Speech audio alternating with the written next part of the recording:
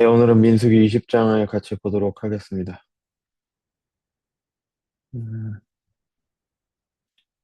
네, 민수기 20장은 이제 광야에서의 40년 기간이 끝나고 출애굽 1세대가 끝나고 출애굽 2세대로 이어지는 그런 내용들이 많이 담겨져 있습니다. 그래서 출애굽 1세대 지도자들이 다 죽고 출애굽 1세대들의 지도자들이 다 죽거나 아니면은 그 다음 세대로 넘기는 그런 내용들이 나오고요. 그리고 출애굽 2세대가 시작되는 그런 내용이 나오게 됩니다.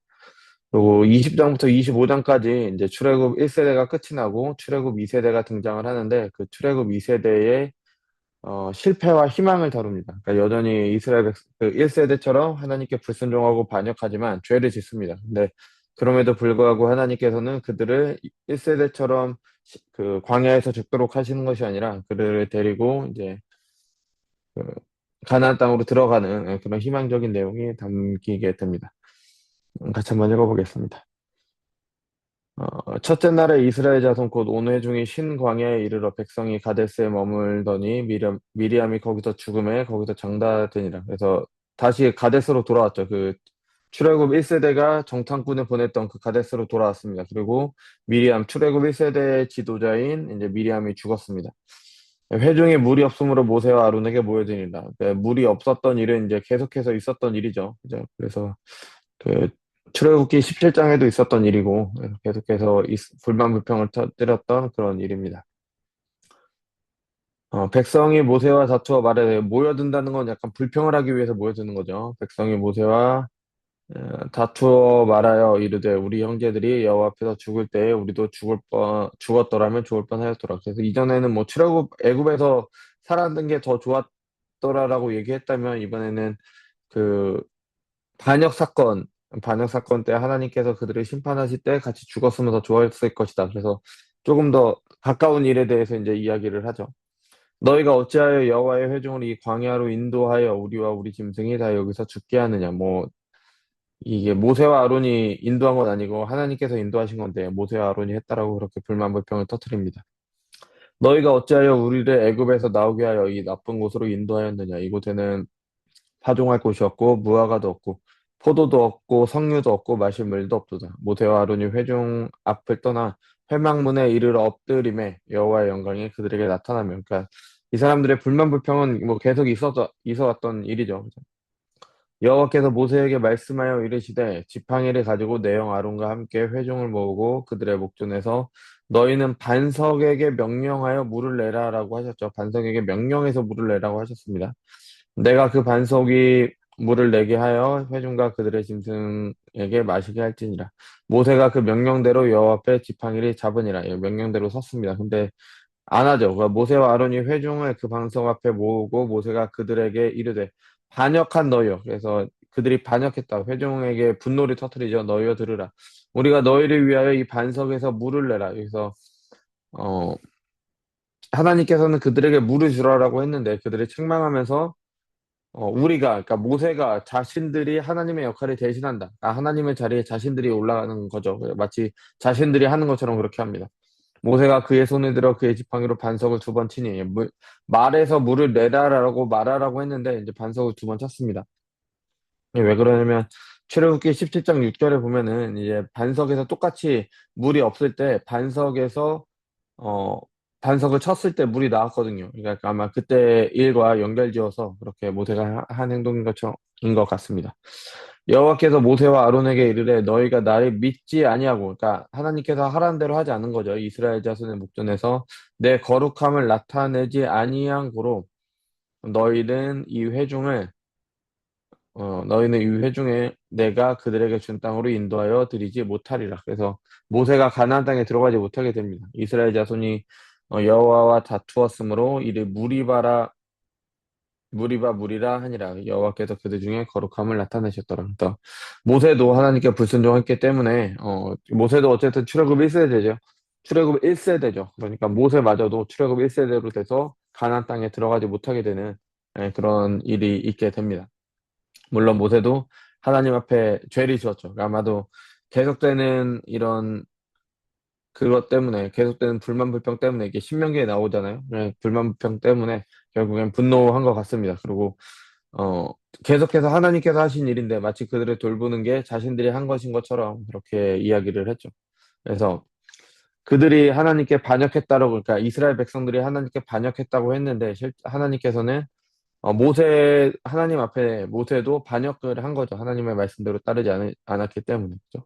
그래서 결국 출애굽 1세대와 1세대의 죄를 지고 같이 가나안에 들어가지 못하게 됩니다. 14절부터 20절까지는 이제 에돔을 지나가는, 그 에돔을 가로질러서 이렇게 가면은 가깝거든요. 가나안까지. 근데, 그것에 대해서 요청을 하지만, 에돔이 거절을 합니다. 그래서 21장에 보면은 이제 그 이스라엘 백성들이 불만 불평을 터뜨리는 계기가 되는 게 바로 에돔을 가로질러서 못 가고 돌아가야 됐기 때문에 그랬죠.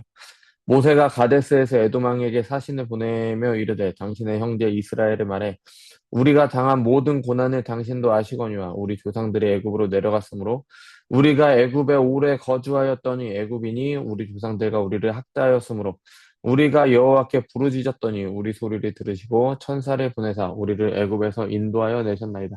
이제 우리가 당신의 변방 모퉁이 한 성읍 가데스에 있사오니 청하건대 우리에게 당신 땅을 지나게 하소서. 왜 이게 형제라고 하냐면은 에돔이 그 에서죠. 에서의 후예들이죠. 그러니까 이스라엘의 형이, 그러니까 야곱의 형이 지은 나라기 때문에, 세운 나라기 때문에 형제라고 불렀죠. 그래서 나중에는 화해를 했죠. 처음에는 사이가 안 좋았지만. 청하건대 우리에게 당신의 땅을 지나게 하소서. 우리가 밭으로나 포도원으로나 지나가지 아니하고 우물물도 마시지 아니하고 왕의 큰 길로만 지나가고 당신의 지경에서 나가기까지 왼쪽으로나 오른쪽으로나 치우치지 아니하리라 한다고 하였더니 그러니까 잘 지나가겠다. 우리가 그냥 조심히 잘 지나가겠다. 에돔 왕이 대답하되 너는 우리 가운데로 지나가지 못하리라. 내가 칼을 들고 나아가 너를 대적할까 하노라. 예, 거절을 당하죠. 그죠? 이스라엘 자손이 이르되 우리가 큰 길로만 지나가겠고 우리나 우리 짐승이 당신의 물을 마시면 그 값을 낼 것이라. 그러니까 값도 다 치를 것이다. 우리가 침략하기 위한 게 아니다. 우리가 도보로 지나갈 뿐인즉 아무 일도 없으리다 하나 그는 이르되 너는 지나가지 못하리라 하고 에도방이 많은 백성을 거느리고 나와서 강한 손으로 막으니 그러니까 이 에돔과는 전쟁을 하지 않습니다. 왜냐하면 하나님께서 에돔은 그 에서의 후손에게 주신 땅이라고 하셔서 이제 전쟁하지 못하도록 하셨기 때문에 그냥 지나가게 되는 거죠. 에돔 왕이 이같이 이스라엘이 그의 영토로 지나가며 용납하지 아니하므로 이스라엘이 그들에게서 돌이키니라. 이제 아론의 죽음, 그러니까 출애굽 1세대의 지도자인 대제사장 아론의 죽음이 상징적으로 나타나고 출애굽 1세대가 끝나게 됩니다. 모세는 남죠. 예, 남았다가 그 마지막에 마지막 설교인 신명기를 하고 그다음에 이제 여호수아에게 자기 지위를 넘긴 다음에 그다음에 이제 죽게 됩니다.